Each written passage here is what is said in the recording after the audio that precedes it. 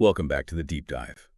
This is the place where we take complex, sometimes frankly terrifying information and distill it. We break it down into pure, essential knowledge that you can use right away. Our mission today is all about digital self-defense. We're targeting security vulnerability that I would bet affects most of you listening right now. I mean, think about all those third-party apps. Yeah. You know, the games, the little productivity tools that you've signed into with your Google account. You probably forgot about them, but they definitely did not forget about you. Our sources suggest something like over 50% of Google users are unknowingly granting ongoing deep access to their data. We're talking email, contacts, calendars. Yeah. Okay, let's unpack this. It's a huge problem. The core of it is what security experts call permission creep, and it's compounded by, well, just simple neglect. You sign up for a service, you grant it access, maybe you stop using it 5 years later, but that access, it doesn't just poof, disappear. It's just sitting there, silent, holding the keys to your entire digital life. And it's ready to be exploited. Right. So our goal for this deep dive is to give you a guide, a really comprehensive step-by-step audit. We want to turn that abstract security fear into concrete, immediate actions. So you can really seize control of that forgotten digital footprint. 50% of users. That number is just, it's staggering. Right. But why is this so urgent? Why should someone drop everything and deal with this now? Because the risk isn't just a what if anymore. It's not theoretical. Experts are seeing two major threats converge. First, you have this widespread vulnerability, which is just the security gap created by having dozens of these connections open at all. Okay. But the immediate danger is breach exploitation. An attacker doesn't need to hack Google. They just have to hack that one, obscure, outdated app developer you haven't thought about since 2018. And just like that, that unused app becomes a direct vector. It's the weakest link in your entire security chain. That's terrifying. Yeah. Can you give us a real-world example from the sources? How does that access actually get exploited? Absolutely. A very common scenario we saw flagged in the research was the old fitness app.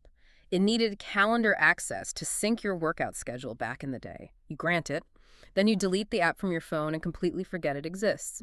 Years later, the small company that made that app suffers a data breach. Now the attacker has access not just to your workout stats, but to the permissions you granted. Suddenly, your private calendar, your meeting locations, your whole professional network, it's all exposed. It's like finding out someone you barely know still has a key to your house years after you showed them around one time. Okay, for everyone listening, I want you to do something right now. Think of one random app, a game, a tool, a coupon saver that you downloaded years ago and totally forgot about. Just hold that in your mind. Chances are it's still connected. And that mental exercise is a great motivator. So now let's get into the structure of how to clean this up.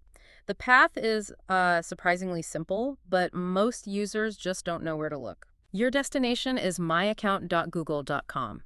Once you sign in, look for the Security tab on the left-hand menu. Scroll down that page and you'll find the link you need.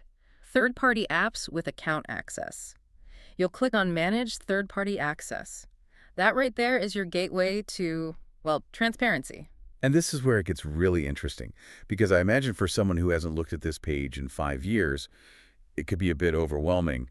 What's the first thing that jumps out when they land on that list? It's the moment of truth. Right? Yeah, you see this list of every single third-party site or service that has a connection.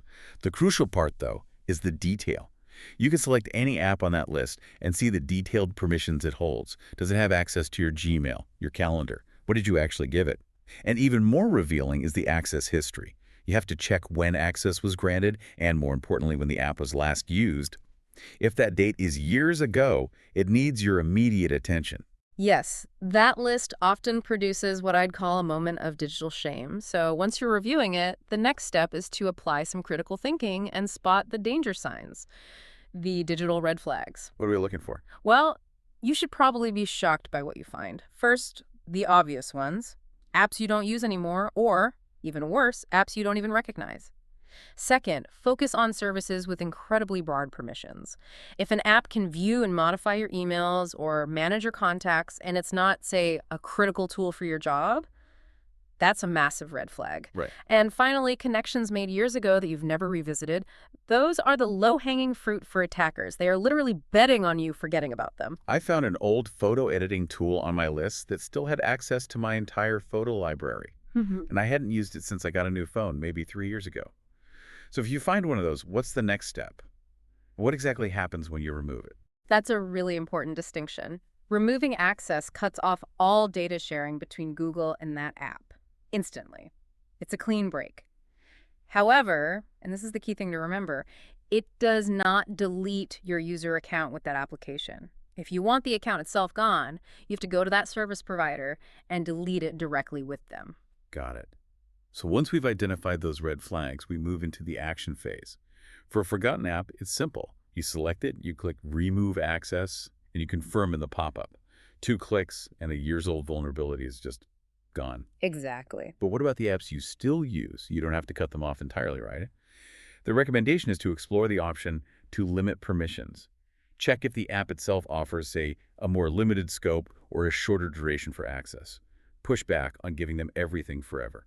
And while you're on that security page, there's another category, a separate kind of tricky one you have to manage, and that's the sign-in with Google connections. People often overlook these. How are they different? They mainly deal with authentication, letting you log in with one click. But they still share data. They're managed in a distinct section on that same page because they're tied to your sign-in identity. So you have to review that list separately and remove apps there to stop the automatic sign-in and any associated data sharing. That's a great tip. Yeah. Okay, so we've purged the past. Let's talk prevention. How do we move from this one-time cleanup to just proactive security? Our sources had a few key points. First, make these audits a regular habit. The recommendation is check your connected apps every 3 to 6 months. Treat it like changing a filter. Second, and this should be obvious but isn't, strong authentication is non-negotiable. Strong, unique passwords, and please enable 2-factor authentication. And to build on that, the third rule is really about granting minimal permissions from the start. You should be highly suspicious of any app asking for full account access unless it is absolutely central to your life or your work. This is so critical because the research shows that any permission, no matter how trivial it seems today, can be exploited later on, long after you've forgotten the app even exists. Right. And we know it's tedious, but the final tip is to at least skim the privacy policies before you click Allow. Just try to understand how your data is being used so you're not just blindly handing over your digital life for a little convenience. So at the end of the day, what does this actually achieve? What's the real-world impact of spending 20 minutes on this? Well, the statistics we reviewed were pretty powerful.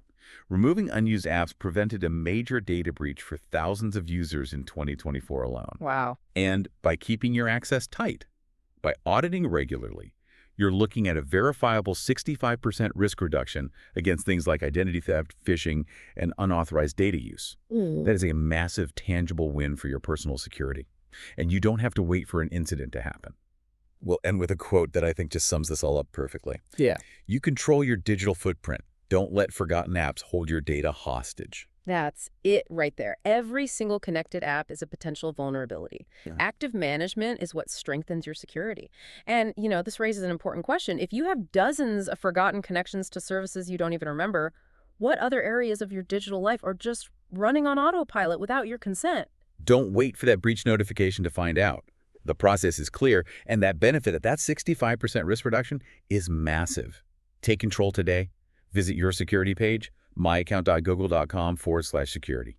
Start reviewing, start removing those forgotten connections right now. And as you move forward, just think about the permissions you grant to the next free app you download. That convenience comes at a cost. But now you know how to manage that cost and protect yourself? We'd actually love for you to let us know in the comments.